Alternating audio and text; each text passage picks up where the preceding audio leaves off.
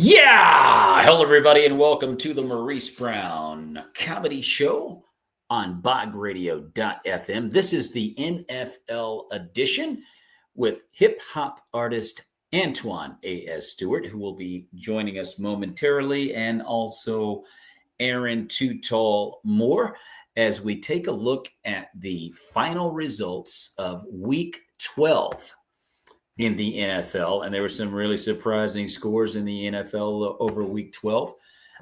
Starting with the big upset on Thursday night last week as Pittsburgh lost to their number one nemesis, the Cleveland Browns. A lot of people think it's the Ravens. It's really Cleveland, and it's been that way for a long time. You would have figured they would have won the ball game, being that Cleveland is so poor of a ball club. But it's a rivalry, and you can throw records out of the window when it comes down to a rivalry. And that's what happened here. It's like Packers, Bears. It's like Cowboys, Redskins, now Commanders. It's just a whole different vibe there as we welcome to the show hip hop artist Antoine A.S. Stewart. What's up, Stu? What's going on, Mo?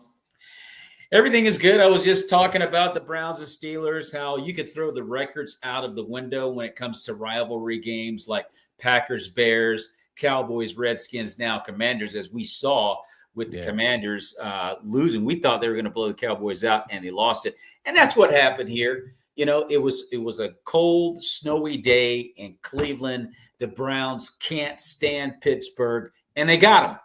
You know, who would have figured, right? But we're going to jump over to your boys, the 49ers, and my boys, the Packers, which I did not expect the end result to be what it was, 38-10. Clearly, being a Packer fan, I love it, but I didn't see it coming. What are your takeaways from the end result in this ballgame? Well, going into the game, I was very leery of the situation because as soon as they announced Brock Purdy was out, and they announced that Allen was going to be the starter, in my mind, I was like, we're going in on with a wing and a prayer, basically. Allen has not had a lot of starts in the NFL, period. I didn't like what I saw from him in the preseason. He should not be the second quarterback. Dobbs won all day in the paint. If it was a preseason battle for the second string quarterback, Josh Dobbs blew Allen out of the water. So that's why it baffled me and it enraged me that he was even named the starter. It's like, Cal, what are you doing? What are you doing? So knowing that, and then with the injuries, when this year, Trent has been pretty solid as far as injuries. This was his first game that he missed. And then you throw Allen in there with no Trent Williams, no Bosa, and a banged up McCaffrey, which for the love of me, why Cal refuses to play our now second string running back, who was leading the league, number 3. I'm sorry, he was number 3 in rushing yards, Mason, and you don't run him no more. Like, McCaffrey's back, but he's not really back. He's just there. He's on the field, but he's not producing what we're accustomed to him producing. So why not have a 2-back system? Mason and McCaffrey should be splitting carries, but instead you're going to give McCaffrey 13 carries and Mason 1 carry, and he gets 16 yards on the 1 carry and he doesn't see the field again. It's almost like Kyle Shanahan is sabotaging the 49ers at this point. But so when you name all those things, it's like with that team that you saw, it wasn't us. Yeah, we had the uniform on, but it wasn't, and you felt it, and I know you saw it because no one was expecting that. But 49er fans that we know what's going on with our team. As soon as they said Brock Purdy's out, I said it's over. I said, if Josh Dobbs plays, that gives us a chance with the injuries and stuff. Because, our starting corner, he's been out for 3 or 4 weeks because his rest in peace to his baby girl, had passed away. So he's been mentally out of Absolutely. it. So they got No this question. makeshift. Fred Warner, we just announced that he's playing with a fracture in his ankle. We didn't know. I didn't know. I noticed he kind of fell off a little bit, but that's what's going on. So the injury bug is happening. No Trent Williams, no Bosa, no excuses. We Yeah. lost. We lost to the better team. You guys did what you had to do. And if what's his name? Christian caught that pass, that bomb, it would have been even worse. So Yeah. hats off to you guys. I don't want no pity party. You guys were a better team. Everyone's dealing with injuries in this part of the season, and you guys did what you had to do. So hats off to Love and the Green Bay Packers. We took advantage of it. I am definitely not one to write off the 49ers at this point because we all know that was not the 49er team that we're accustomed to seeing. Like you said, they had on the uniform, but they were a shell of themselves. Yeah. Injuries has really killed the 49ers this year. I mean, Brock Purdy was out. Like you said, Nick Bosa was out. Trent Williams has been off and on. I don't think he's 100%, to be totally honest with you. Brandon Ayuk is out. Deebo Samuels, I don't think is 100% healthy. No. You just mentioned a corner. There's the 49ers. And then you look at Joshua Dobbs, and I thought they were going to go with Dobbs because they had mentioned him earlier in the week. And Dobbs is a gamer. You know, nothing against Brandon Allen. I mean, Brandon Allen, to his credit, played a fairly clean game. I mean, I don't think he did anything to hurt San Francisco as much as he wasn't really the guy that you can hand the keys to and say, go win this game in Lambeau Field with all these injuries. So I don't know that it was as much on Brandon as it was the fact that the 49ers are just hurt. They're just an injured team. But there's time left. And a lot of people are writing San Francisco off. I'm not ready to do that. I think if they can somehow get a few of those pieces back going into Buffalo, I'm not going to count the 49ers out. That's all I'm saying. We're going to get blown out. What's that? Buffalo's going to blow us out the water. To be honest with you, I was going to say the most concerning thing, and I defend Kyle Shanahan a lot as far as his body of work, you know, the NFC Championship games, 2 Super Bowls, you know, he's a successful coach. We get that. I can't take that away from him. What concerns me the most about Kyle Shanahan is his decision-making skills. And it's like just the common sense things. It's like, is this a pride issue we're dealing with? When it's like, okay, we saw what Josh Dobbs did. He's more dynamic. He can run the ball.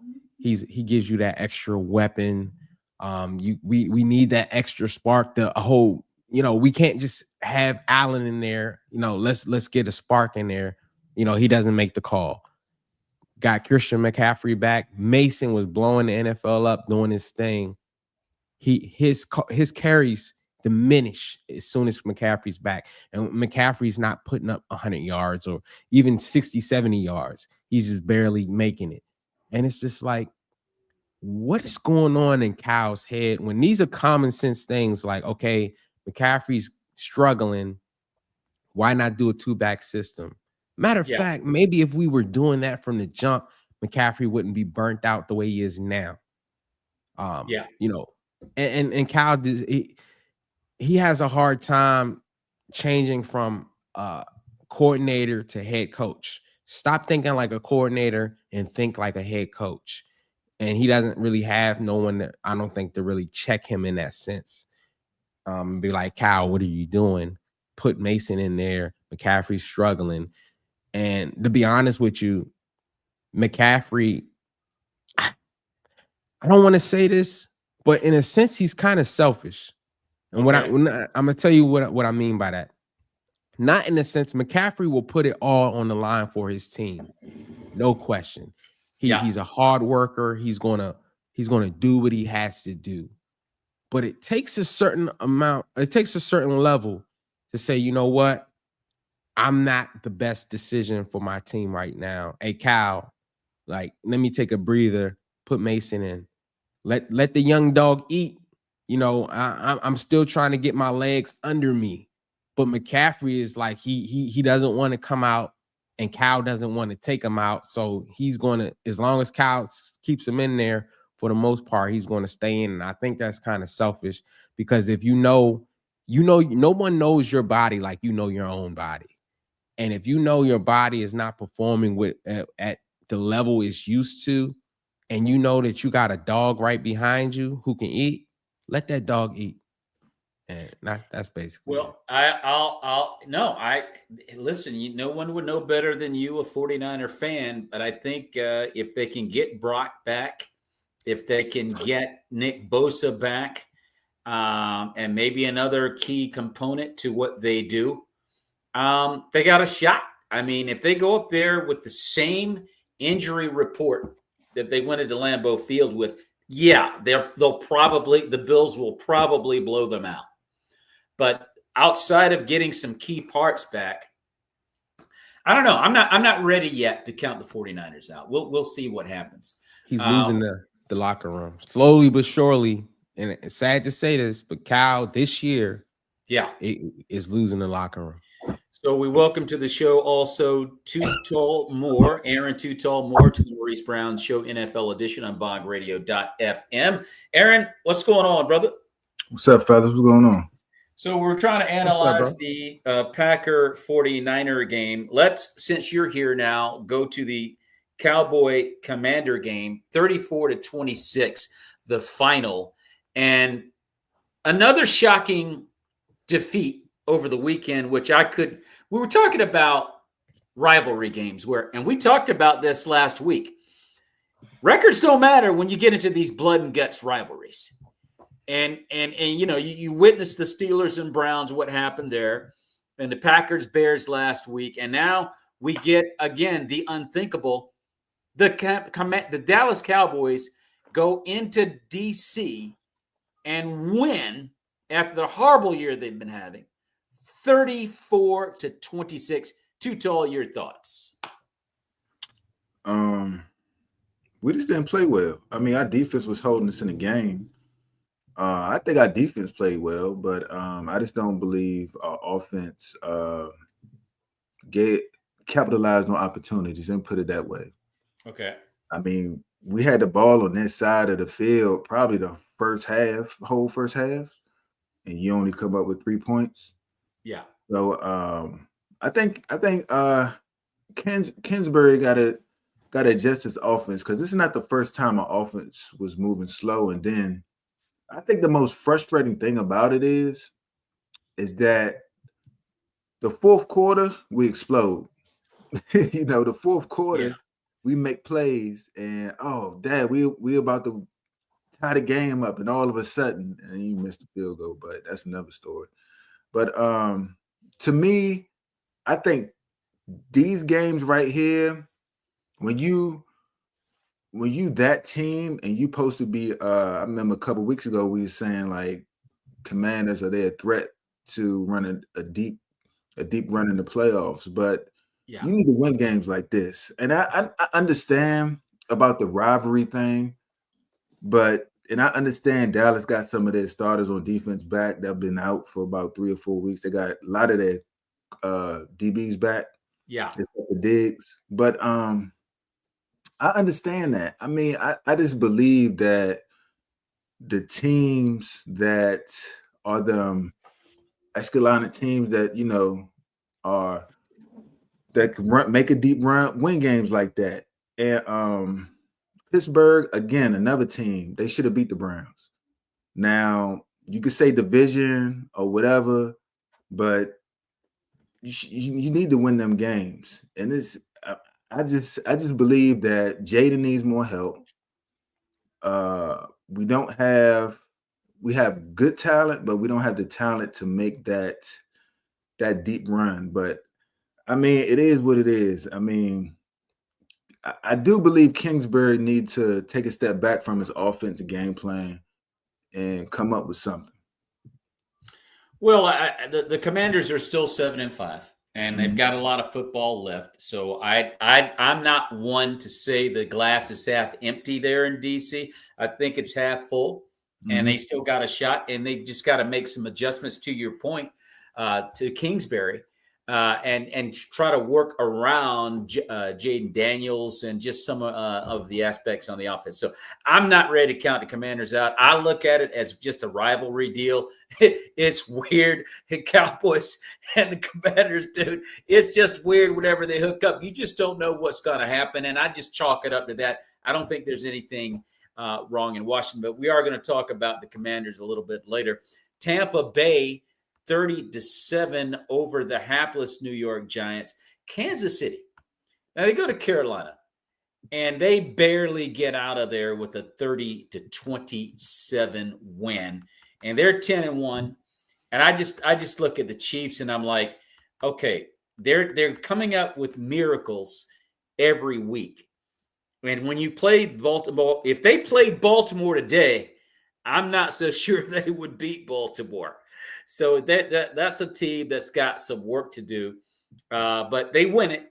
Miami, no problem over the Patriots, 34-15. The Titans over the Texans, 32-27. And then you start looking at C.J. Stroud and Houston. And my question to you, Stu, do we believe in the Houston Texans? I mean, they're 7-5. You know, they have a winning record. They're not playing the way that we thought, you know. Yeah. As far as he had such a great rookie year, sophomore having a bit of a sophomore slump. Right. You know, it happens. Nothing to get too excited about or too up high or low about, you know, but in a stacked AFC division, it is concerning. If we're talking Super Bowl or we're talking deep playoff run, that is concerning because AFC is so stacked with talent and teams. You can't afford to have those type of performances in the postseason and win. You're losing to teams that everyone picked to beat. You know, teams that were slow, started off slow, or heating up when it's getting cold. You know, the Titans. They're one of them, you know, being able to put 32 on that defense that we speak so highly of that coordinator and company. So CJ is having average games, you know, throwing picks. He had 2 touchdowns, 2 picks. Running game is decent. You know, that they're just not playing winning football right now. You know, that's just the bottom line.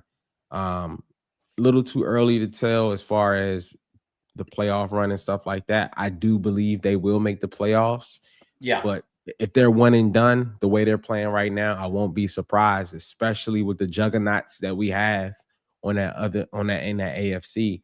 You know, if this Texans team has to see the Steelers, the Ravens, the Chargers, you know, or the Chiefs and stuff like that, I think we pretty much would pick the opposite team to win, to beat them. But that's the beautiful thing about the postseason, though.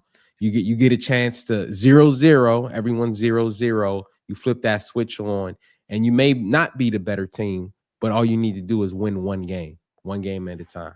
So, Tutol, I'll ask you, is C.J. Stroud in the middle of a sophomore slump? I think he's in a slump.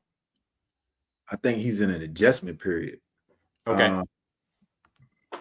I always say, this goes on to with Jaden Daniels or any quarterback, fairly new quarterback to the league, that these defenses will catch up with you, and these defense coordinators will catch up with you.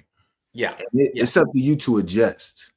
And with some guys, it takes time for them to get to that adjustment period. Okay, they're taking this away. I like to do that, but now what can I do to counter that? So these defensive coordinators are smart. And I always say, when people start giving crowns to these quarterbacks too early, just wait to see if he could get out of that that period where defensive coordinators in the NFL catch up with you. And I say the same thing about Jane Daniels. I know he's coming out the gate, the same thing, but it's going to be the same thing with him. Can he adjust? And we start to see Jane Daniels start slowing down a little bit, even with these last, 4 games. These coordinators starting to, they starting to take away what he like to do, and it's an adjustment period. So it's the same thing happening with CJ Stroud. But I think he's a good enough player where he's going to overcome it. And I think he got enough players around him where he can overcome it. A lot of times it comes down to the OC and how well he's able to counter what the DC is doing with a young quarterback, an inexperienced quarterback that's not able on talent alone to dig himself out of that situation. And if you don't have the coordinator to, like you mentioned, Kingsbury, Kingsbury always comes out of the gate strong. And then around the week 8, 9, or 10, things slow down. And it's all of a sudden not good because DCs have schemed for that quarterback so can you coach your quarterback out of these situations where people are now taking away from you what you like to lean on? How do you counter that? And that leads me to my next question. You're talking about Jaden Daniels. But I'm thinking about now, I'm looking at the Denver Broncos. I'm looking at Bo Nix, and I'm going, is he the favorite now for Rookie of the Year over Jaden Daniels? You want me to go? Either one of you guys can take that one. I don't think so because the way Jaden Daniels came out, I mean, he broke records that no other rookie has ever done. So I think just the way he came out, and he's not playing. He played so good in the first half of the season that even though he's kind of slowed down, he's not playing bad. Like these games we are losing is not because of Jaden Daniels,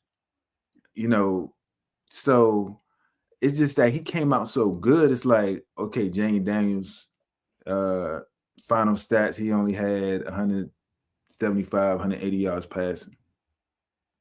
I mean, and 1 touchdown. Yeah, I mean, that's not bad, you know what I'm saying? But he's not doing what he was doing early in the season. But I don't think Bo Nix is going to be able to catch up with Jaden unless he start really, really lighting it up. But it's so much football left. Now, can he be in a conversation? Sure, he could be in a conversation. But I don't think he's going to overtake Jaden Daniels for Rookie of the Year. So Antoine A.S. Stewart, I posed that same question to you because I was talking about how coordinators, Sean Payton, head coach / OC, has protected Bo Nix. Yeah. And he's elevated his game to a level I don't think he would have been able to reach elsewhere. Has he gotten to the point where he may be outplaying slightly Jaden Daniels? I think you hit it on the head when it comes down to coaching. Right. If we're just talking talent, we know that Jaden Daniels is way more talented than Bo. Right. But Sean Payton is more seasoned. He's won a Super Bowl. He's worked with Drew Brees, who's a Hall of Famer. Is he a Hall of Fame? He's in the Hall of Fame now, right? Drew Brees, I believe so. I'm not 100% sure. Yeah, but I think he got the jacket. So he's a little more seasoned than the OC for Washington. And as you mentioned, me being quite familiar with Kingsbury, he does start off hot flaming and then he usually fizzles out.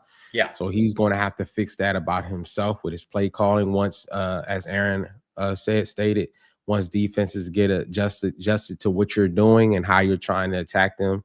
And I will say this, no disrespect to the Commanders, but they don't have the defense Denver has. Denver's defense is like that. I mean, it is. Them it dudes is. They get after you. Yeah. They got lockdown corners. They got some dogs over there.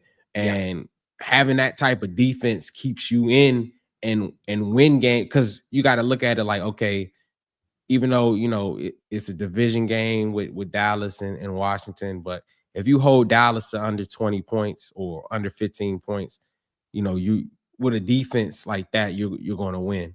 That Washington's going to win that game, but in a shootout, it happens, But what are you going to do? Are you going to win that shootout in those close games?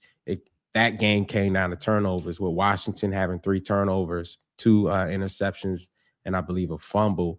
When close games, whoever usually wins the turnover battle wins the game. So I think to answer the question, I think it's all coming down to coaching. I think Sean is way more seasoned than Kingsbury. Kingsbury is going to have to make those adjustments. He's going to have to look at his game as a whole, from what he did in Arizona to now, and how he can adjust to whatever the defenses are doing to give his rookie quarterback, the best chance to be successful. If that's taking the ball out of his hand more, running the ball more, being more creative in the run, screen games, the short pass, thinking and dunking to open up the down the field pass, what Jaden is so great at. Whatever you got to do, you got to figure it out. And where Sean has figured that aspect of his game out, he's been in coaching from head coach to coordinator for so long. He's pretty much, squared away with that. He just needed another quarterback who he can trust to lead his team. And I think that's something that Jaden and Kingsbury will figure out as they go. So let me say one more thing before on this subject. So if Jaden Daniels continues to play the way he's playing, which is not bad, it's average he's playing, I think he still is going to win Rookie of the Year. And I'm going to tell you why. Okay. He's the first rookie to had the highest completed percentage in his first 3 games. He set the rookie record. It was like 90% or something like that, and attempted at least 20 passes. He was also he became the first player in NFL history to have consecutive games with at least 85% or higher. No rookie's ever done that. Okay. He was also the first rookie to set score drives versus incomplete passes. Like, I think it was like through 3 or 4 games, he had like more scoring drives than incomplete passes. It was like 23-19. It was something crazy like that. But I mean, he also was like, he had like, correct me from, I think he was like the first player to surpass 1,000 passing yards and 240, 250 rushing yards in the first 5 games or something. Yeah. He had the highest completion percentage in a game of any rookie. Yeah. Like he Rookie of the Year. I mean, if you what records have Bo Nix broke as rookie? Well, and I think I agree with everything you just said. I think that the issue that Jaden is going to have to face right now is that the Commanders are 7-5 and they should be 8-4 without question. Correct. You get one of the worst teams in the NFL to come into your place and beat you like that. People start going, I don't know. Are they regressing? So that's what Jaden is looking at right now. But if you watch that game, you say Jane, like we had a couple drop passes that could have kept drives going. Like some about passes that hit the receiver in the numbers. Like Jaden got it there, then he dropped it. Drive going, double punt. Yeah. So I think if you watch the games, and I tell you this, that Dallas game that just happened, if Jaden is not on that field, what happened in the 4th quarter don't happen. So that's another aspect we got to look at it is if number 5 is on the field, as a rookie, you are in the game and you are in every game, no matter how much time is on the clock. Totally agree. Again, I think the side eye that the league's giving the Commanders right now is the fact that Dallas, Dallas is the laughing stock of the NFL. And the Commanders, this is about business. It's like, yo, man, we need to put these Bamas away and continue this march to the playoff. So for them to just kind of stump their toe, everybody's kind of like, well, man, oh my gosh, So anyway, I don't take anything away from what you said about Jaden Daniels. I think it's clear. But guess what? Bo Nix and the Broncos are also 7-5. Mhm. So, Correct. getting back to Antoine A.S. Stewart's point, we know Jaden's a better individual QB athletically than Bo Nix. Everybody knows that. But Bo Nix is playing well enough to keep his team in the playoffs as a rookie. And then you start going, wow. You just kind of start juggling around. But I don't take anything. Jaden Daniels has had an impressive year. The Commanders have to just, okay, look, that was crazy. That was cray-cray. Okay. And now let's get back to doing what we do. So, that's just food for thought. I want to switch to another topic and look at Lamar Jackson and Saquon Barkley. Because Saquon Barkley just put up 255 yards the other day. The Eagles are 9-2, and now everybody's putting them in the same class with Detroit in the NFC. And then we just saw what Lamar Jackson and Derrick Henry did to the Chargers to let the league know, no. We're still here. MVP, lead at least for the MVP as we approach the end of the season. Lamar Jackson or Saquon Barkley? Stu, your thoughts? I'm gonna go with Saquon. Okay. I looked at the stats when they compared it to AP Adrian Peterson when he won the MVP. Okay. And right now, as so far in the season, Saquon numbers are way better than AP's numbers were when he won the league MVP. And wow. Also, I'll say this: you see the impact Saquon is doing on Philly. Yes. I mean. Yes. He's like a game changer. He's a game changer. Yes, sir. Lamar, I would say that Lamar's running back, Derrick Henry, is that for his team. I mean, we stated it over and over again that give the man at least 20 to 25 carries. And when they do that, they win. Yeah. And Derrick Henry went off. He went off. Close to 100, was it 140 yards or something like that? Let me see. Yeah, 140 yards, 24 carries, 140 yards. He went off, and you see what happened. So I think adding another, Goliath in a sense as Derrick Henry to the Ravens, because before it was Lamar. You had a few good players like Andrews at the tight end position. They was usually a running back by committee type of situation, play good D. The wide receiver room had decent talent. But now when you add Derrick Henry to the picture, we look at Derrick Henry being the reason they're winning and losing these games right now. When he doesn't get his touches, they're losing. When he gets his touches, they're winning.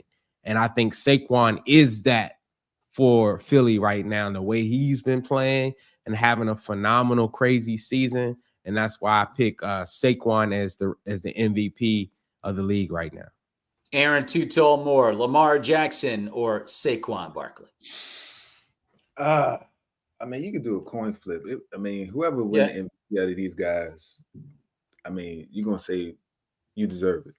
But yeah, I think I'm going to lean to Lamar, and this is why. I think it's going to come down to the big games. Not necessarily games they should win, but the games, these big divisional games. Yeah. Going into the playoff and all that. I think those are the games that the league and everybody who votes on this is going to be looking at. But I'm gonna say Lamar right now, because when I look at Philly, I look at their offense and I look at the weapons they had before he even got there. Okay. And mind you, they went to the Super Bowl without him. Yes, they did. So if you go to the Super Bowl without him, I think even if they didn't have him, they'd be in the same position with a decent running back.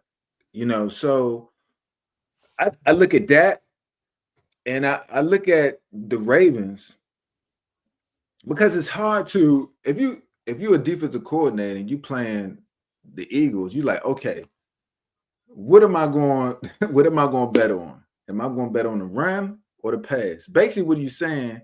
Are you going to let Jalen Hurts throw it, put the hands in his hands, or Barkley's hands? And then you got two receivers you put on one-on-one. If you try to put 8 in the box, that's gonna be tough.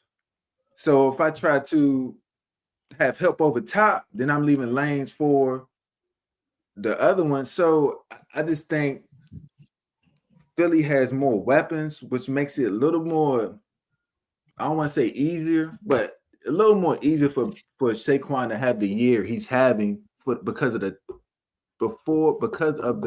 type of caliber player he is.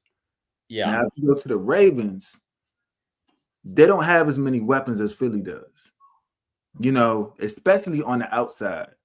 I mean, nobody's on the outside is going to scare me while I'm going to say, okay, I got to double that guy. No, only people I got to stop is Lamar and the big horse I got in the back. If you beat me throwing, you beat me. I'm not. It is what it is. I got to add this. My bad, Aaron. Go ahead. But in my opinion, and plus, it's a quarterback-driven league again. But I just think right now, laid out, I just gotta give it to Lamar just because just the way that the more weapons that Philly has, and frankly, if they had King Henry without Lamar, Baltimore wouldn't be where they at right now. So, and without King Henry, and they had Lamar, they've been doing the same thing. So, I mean, I gotta say Lamar right now. Well, it's a good argument, and as we come to the home stretch of the season, I think both of them are balling out, and I mean it's a toss up. I'm going to go with Stewart on this. Saquon Barkley makes all the difference for Philly because you got to remember they were in a tailspin. You're right; they were in the Super Bowl without him, but since that Super Bowl appearance, something changed in the middle of last season. Like something dark went down in Philly. Like they were 10-1, and then all of a sudden they couldn't win another game, and they were immediately dismissed from the playoffs. And you're like, okay, I don't know what's going on with Philly, but they don't look like Philly. When they get Saquon Barkley, now they're looking like that team again. I would say that's more. I agree with you. Your point, you're 100% right. But I think that was more what was affecting them. Whatever was going on outside of football in the locker room between the players and coaches or whatever, that affected them on the field. Yeah. I think whatever riff or whatever they had, if that wasn't there, I don't think that would have affected them on the field, if you understand what I'm saying. Here's the thing. No, I got you. Yeah, I got you. However, it happened.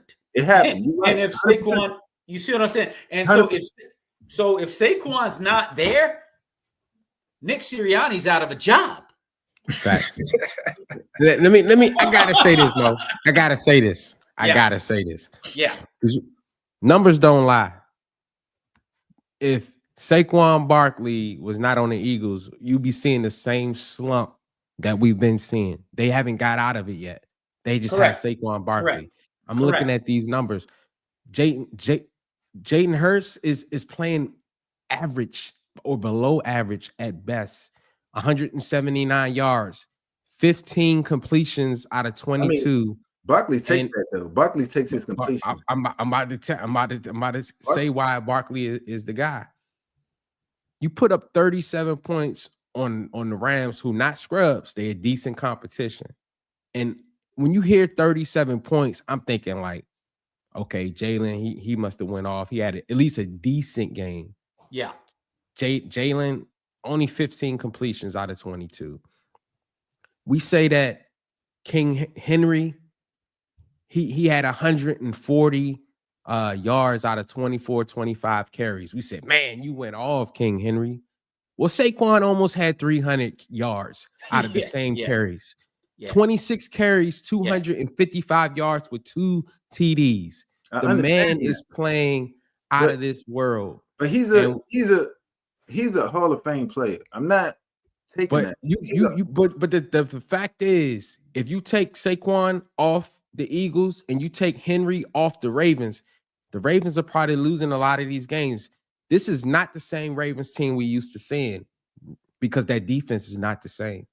That we're used to seeing a hard-nosed Ravens defense who, even when Lamar struggles, that defense keeps them in the game. This is not that same team. And we see when they don't run the ball with Henry, they lose. We've seen it. With Philly, I believe they'd still be in that same slump they was in last year when they missed the playoffs. But they got that running game that's taking the heat off that quarterback. Because with an average running back, I can stop him. Saquon, he's doing things that this man is getting Madden moves created for him during the season. I've never seen them, and you play Madden, Aaron, so I've never seen them add a move mid-season into the game. Like, they couldn't wait till next year for this one. So the whole backwards jump thing. So here's my, I know we got to move on, but here's my argument. Yeah. So I know Saquon is Saquon, but the reason he wasn't doing what he's doing this year in New York is because they didn't have nobody else. So now I could focus on Saquon. Danny Dimes ain't beat me, so I could focus on Saquon. They don't have no receivers outside where I could be like, oh, he scares me. No, he don't scare me. Saquon scares me. So what we gonna do? We're gonna play man. We're gonna put 8 in the box, or we're gonna play a run defense, and we're gonna shut Saquon down. So that's why I say he wasn't doing what he's doing this year in New York, and that's the reason why. Because now when you come to Philly, you got the run option with Hurts. You got 2 dogs on the outside. You got a tight end that's decent, and then you got Saquon in the back. I'm like, who do I cover? So as a defensive coordinator, I'm like, pick my poison. So of course he could. I mean, I expected Saquon to do this because just of the weapons they already had. That's me. Well, first of all, the New York Giants are idiots. That's number one. And then the second part to this is winning cures everything. Mm-hmm. And that's what he did in Philadelphia. Those guys forgot what they were mad about. They're just like, hey, yo, man, I thought you was mad at Nick. Hey, AJ, I thought you and Jalen were mad. And AJ's like, we were? They're winning. So that's what Saquon Barkley has done. Dude, the Eagles were in a bad way. They were about to crash and literally burn. And you bring a guy like Saquon Barkley, and all of a sudden they realize, oh, snap, we're winning ball games. And now they're just thinking about a Super Bowl. So anyway, you could win either way. You could go with Lamar Jackson and present just as strong an argument. But we're going to see what happens. It's going to be exciting as we come down the home stretch of the season. Let's take a look at some of the games. We got Thanksgiving Day. Happy Thanksgiving out there, everybody. Week 13 matchup, the Bears and the Lions at 12:30 on Thanksgiving Day. This is a blowout. They're going to run the Bears right out of Ford Field. And here's the thing. The Bears have gotten better, changed offensive coordinators. Caleb has played better. But better than crap is not going to beat the Lions. And they're going to get blown out. I'm sorry. Make sure, everybody, that you get, the dressing, the cranberry sauce, the macaroni cheese, everything, because the game won't be worth watching. Anyway, that being said, and then hey, look, and then we've got the Giants and the Cowboys at 4:30. It doesn't get any worse, does it? I mean, if anybody thinks the Cowboys are going to playoffs or any better than they were before they played the Commanders, you're kidding yourself. Mm-mm. Cooper Rush is still Cooper Rush, and they still have the same problems. So, again, this is the time to get the ice cream, the pecan pie, the pumpkin pie, the sweet potato pie, all this stuff. That's a time to focus on that. Now, at 8:20, this could be the game of the evening. We've got the Miami Dolphins going into Lambeau Field to take on the Green Bay Packers. Aaron Too Tall, what are your thoughts on this matchup on Thanksgiving night at 8:20 on NBC, Peacock, and Universal? I got the Packers. It's gonna be okay. It's gonna be cold out there. But the Dolphins don't play well in cold weather. They haven't shown they can. Yeah. It's going to be the best game, though. I think it's going to be the best game out of all of them. I think it's going to be a competitive game, but I think the Packers going to come out in victory on this one. This is a game where Tua Tagovailoa and the Dolphins have to prove to everyone that cold weather doesn't bother them. Mm-hmm. Anytime they get into a cold weather game, they kind of go down, and when they play a good team, they kind of go down. But the Dolphins are talented, and they could bring the fight. Stu, your thoughts? Unless they come out with some electric heat and shoulder pads, and helmets. I got the Packers taking care of business. Even though the Dolphins have been playing better as of late, Yeah. Weather is going to affect this game.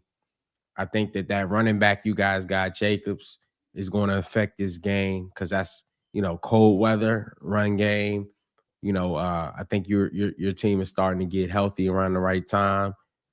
It should be a great game. I think Miami may put up a little fight, but I think the weather is going to play a big factor in this game. And I got the Packers going in, taking care of business at home. Well, I sure hope you're right. It's going to be 23 degrees at kickoff on Thursday night in Wisconsin at 8:20. So, yeah, it's going to be a typical cold Lambeau Field type of game this type of year. So, hopefully we can go in there and get the W. But it's going to be interesting. I think the Dolphins are a pretty good ball team. On Friday at 3 o'clock, we got the Raiders and the Chiefs on Prime Video. Why are they playing this game? Anyway, just like why? Anyway, then let's go to Sunday at 1 p.m. and the list of games. We have the Colts and Patriots. Here's an intriguing game right here because I just mentioned that Cleveland upset the Steelers in what is a rivalry game, and this is a divisional game. And the Bengals have been game for it every week. They've just not been able to get it done.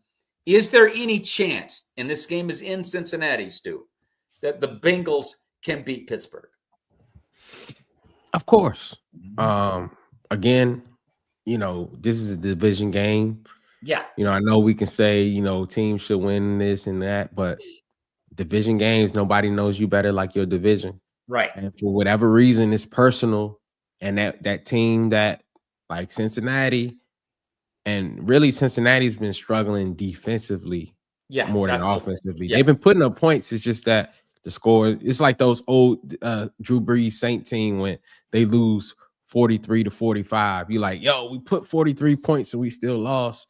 Yeah. The defense let them score 45. So they got to figure it out on the defensive side of the ball. If not, Pittsburgh is going to beat them, but maybe that divisional rival is the team that whatever sparks that, when you play in Pittsburgh, just like when you play Baltimore, well, they're used to saying when you play Baltimore, it's going to be that buckle your chin strap tight, it's going to be a hard hitting game. Yeah. So they got a shot. They got a shot, but I think that, with Pittsburgh being a well-coached team, they should take care of business at home. I mean, are they at home or away? It's in Cincinnati. Okay. Yeah. Well, they should take care of business on the road, but we have seen that same Pittsburgh team lose to the Browns. So, it's going to be one of those things where have they learned from their mistakes as far as in the division, or is it going to be just a normal division matchup where you got to flip a coin and we'll see what happens? Well, the Steelers have a hard road to go the last stretch of the season here. They got 2 shots at Cincinnati, another one with Cleveland. They've got Baltimore on the road. And I want to say they've also got another divisional game against, well, that was Baltimore. And I think Buffalo might be on their schedule as well. No, Kansas City. I think they end the year in Kansas City. So they got a brutal road ahead of them. But that being said, too tall. What do you think about the Bengals getting the upset here over Pittsburgh? The problem with the Bengals, they've been in a lot of games, and a lot of these games they should have won. It's just they haven't been able to. They stubbed their own toe, and they haven't been able to get over that hurdle. Yeah, and I can't put my finger on it. I just don't know why they keep doing that. But can they win? To answer your question, yes. But I don't think they will. I think the Steelers will. Coming off that Browns loss, they ready to get back out there. So I think they're gonna come in, and I think it's gonna be a good game. But I think the Steelers gonna put it off. I think the Bengals gonna make some type of mistake in the fourth quarter to lose another close one. Well, it's going to be one of the games that you're going to want to watch on Sunday. That's going to be at 1 o'clock, Pittsburgh and Cincinnati. Another good one's going to be the LA Chargers going to Georgia to take on the Atlanta Falcons. The Falcons have shown the ability to not show up. Even though they're dangerous, they have had some games where they didn't even show up.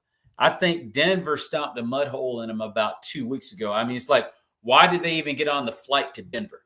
Because they were not competitive at all. But they are 6-5. They lead the NFC South, and they're playing the Chargers coming off a loss against the Ravens.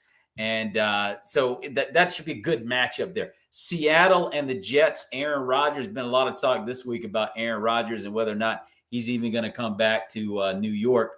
And there's some people that are saying that they may put him on IR. He may not have been playing this game.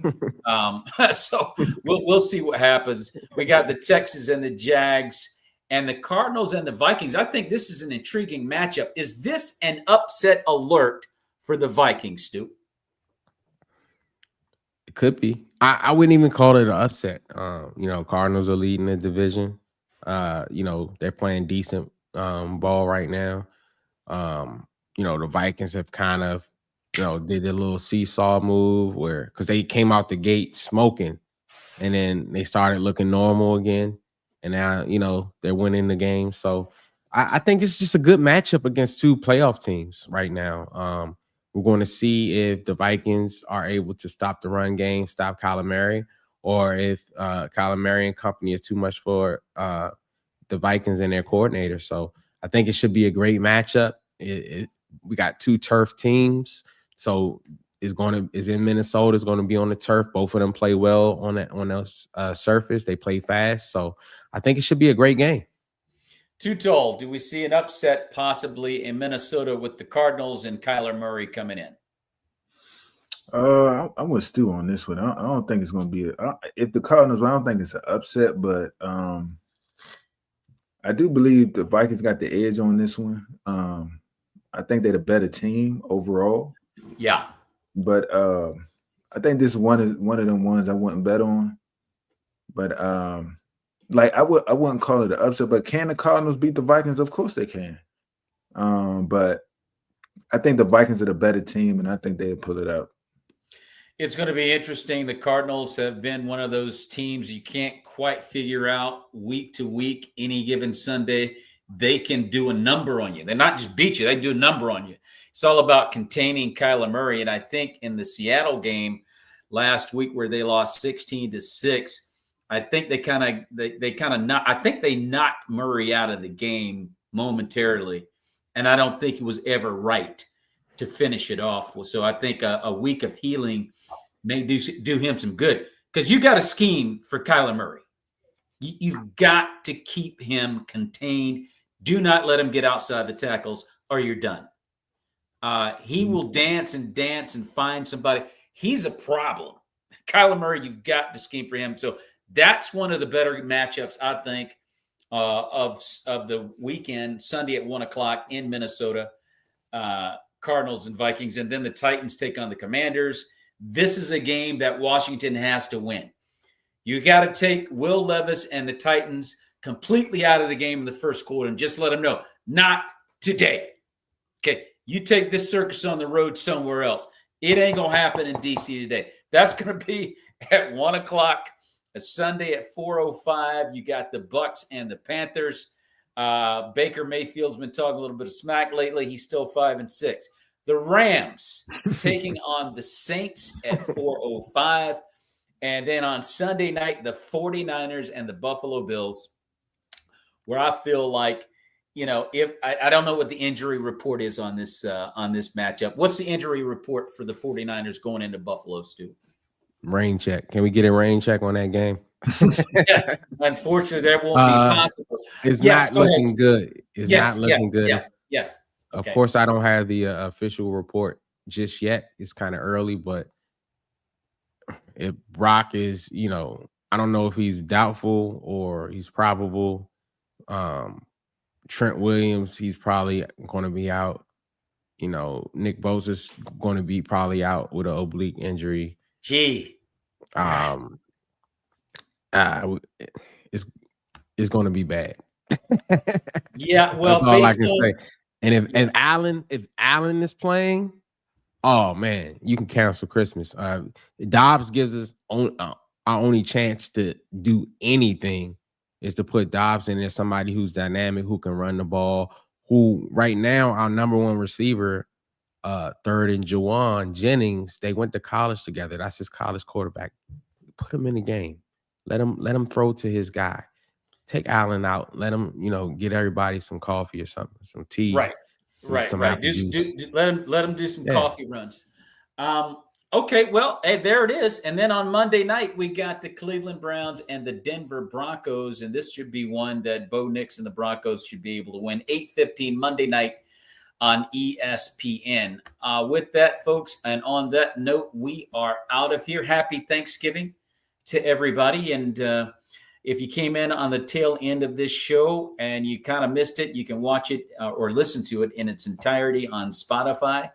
And if you've enjoyed this show, well, like it and share it and subscribe to the Maurice Brown Comedy Channel every Monday through Friday at 9 a.m. Eastern.